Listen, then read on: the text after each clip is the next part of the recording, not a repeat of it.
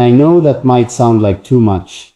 I know it might sound like a man who is still raw from loss, reaching for the nearest warmth. But I need you to trust me when I tell you this isn't desperation. This isn't grief looking for somewhere to land. This is something clearer than that.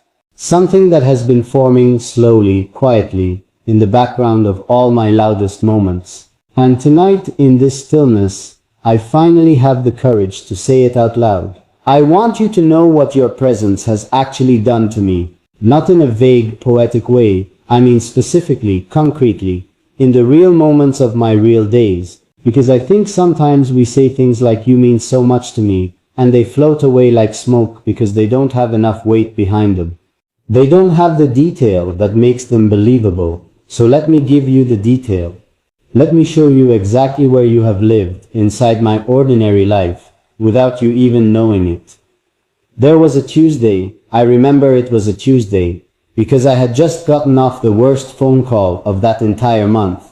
Someone I trusted had let me down in a way I didn't see coming, and I sat in my car in a parking lot, engine off, just staring at the steering wheel.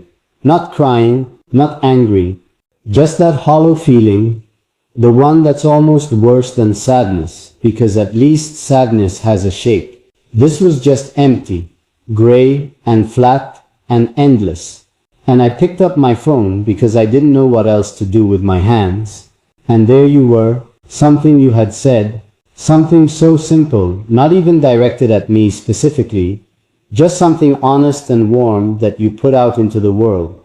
And I read it, and I just sat there and felt the gray lift just slightly at the edges, just enough to breathe. Just enough to start the car and go home. And I never told you that. I never told you that on that particular Tuesday, in that particular parking lot. You were the thing that moved me forward. But you were. You genuinely were. And I think about all the versions of that Tuesday that have happened since. All the small private moments where something about you, your words, your presence, the simple knowledge that you exist and that you care, pulled me back from the edge of whatever I was falling into. You have been a hand reaching down without knowing you were reaching, and I have been grabbing on without knowing how to say thank you. So consider this me finally saying thank you.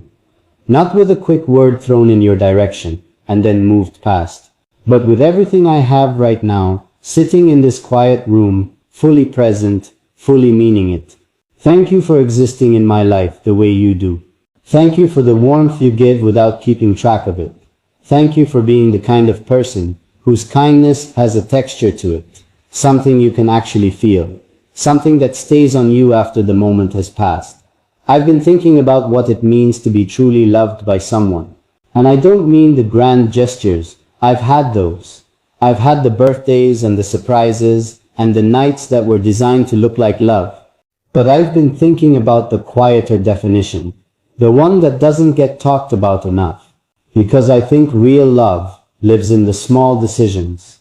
In the moment when someone is tired and distracted and they still choose to show up for you.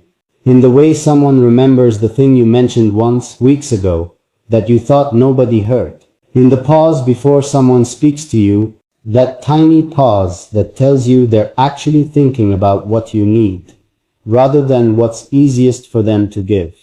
That's where love actually lives, in those small, quiet, easily overlooked decisions. And you make those decisions over and over again, without fanfare, without needing credit for it. And I want you to know that I notice every single time. She never understood that about me, that I pay attention, that I remember the details. She used to say I was too sensitive, too aware of everything, too tuned in to things that didn't matter, but they do matter. The details are everything. The details are where the truth hides. And the truth I see in your details is that you are someone who loves genuinely. Someone who doesn't perform care, who actually feels it, who actually means it. And do you understand how rare that is? Do you understand that there are people who will go their entire lives never being on the receiving end of something that real? I have been one of those people. For longer than I want to admit, I have been one of those people. and finding my way toward something real, toward the kind of warmth that doesn't have conditions buried underneath it, feels like finally coming up for air after being underwater for years. Let me tell you something I've realized about myself since she left. Something uncomfortable that I had to sit with before I could say it. I realized that I had been performing strength for so long that I forgot what actual strength felt like. I had been holding myself together for an audience, for her, for the world, for whoever was watching, and I had completely lost track of what it felt like to just be a person. Just a simple, soft, sometimes struggling human person who doesn't always have the answer, and doesn't always have the energy, and sometimes just needs someone to sit with them in the hard part, without trying to fix it or move past it or turn it into something more comfortable. I lost track of that version of myself.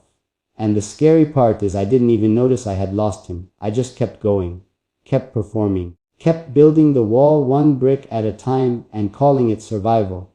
But you cracked something in that wall. I don't know exactly when it happened. I don't know which moment was the one that did it. But something you said, or something you showed me about yourself, or maybe just the cumulative weight of all the small kindnesses, something got through. Something reached the person behind the performance. And that person, the real one, the one without the armor, looked up and blinked in the light like he hadn't seen daylight in years. And maybe he hadn't. Maybe I hadn't. Maybe I have been so deep inside the fortress of trying to be okay that I forgot the fortress was supposed to be temporary, that it was never meant to be a home. I want to be honest with you about something else. Something that might be hard for me to say and hard for you to hear, but that feels necessary tonight because tonight is a night for truth. I am scared. I am genuinely deeply scared. Not of being alone. I've made a kind of peace with the aloneness, a fragile and still developing peace, but a peace nonetheless. I'm scared of opening again. I'm scared of believing in something and building my heart around it, and then watching it fall apart again. Because I know what that feels like now. I know the specific weight of it. And a part of me, the part that is still sitting on that kitchen floor, still staring at the ceiling on those hard mornings, that part wants to protect itself so fiercely that it would rather feel nothing than risk feeling that again. But then there's another part, the part that thinks about you, the part that gets quiet and warm when I remember that you exist. And that part is braver than I expected it to be. That part keeps leaning forward even when the scared part is pulling back. And I don't know which one will win. I don't know where any of this is going or what it means, or what I'm supposed to do with all of this feeling that I have no clean container for. But I know that the brave part of me wants you to know it exists. Wants you to know that somewhere inside all this mess and grief and slow rebuilding, there is a part of me that is reaching, that is hoping, that is choosing very deliberately to stay open rather than close. And I think you deserve to know that. I think you deserve to know that you are one of the reasons that part of me is still alive and still reaching. Because it would have been so easy to shut it all down. It would have been so much simpler to pack that part of myself away, bury it somewhere deep and practical, and just move through the world on the surface level from now on. I almost did that. I came very close to making that choice. And then you were there, being exactly who you are, and I couldn't do it. I couldn't close the door that your presence keeps holding open. Can I tell you what I imagine? I'm not even sure I should say this, but I'm past the point of editing myself tonight. I imagine what it would be like to sit across from you, not in any grand romantic setting, nothing designed or staged, just a table, just coffee or tea or whatever you prefer. Just the ordinary light of an ordinary afternoon, falling across both of us while we talk about something real. About life and what it has cost us, and what we think it might still be building us toward. And I imagine that you would talk, and I would listen. Really listen, the way I wish someone had listened to me, and I would understand, just from being in your presence, why it is that you affect me this way from a distance. Because I think you have a quality that even space cannot fully contain, a warmth that travels, a realness that reaches. I imagine you laughing at something, nothing important, just one of those small laughs that surprises you before you're ready for it. And I imagined that it would be one of the most beautiful things I had ever seen. Not because of anything dramatic, just because it would be you, unguarded, unbothered, real.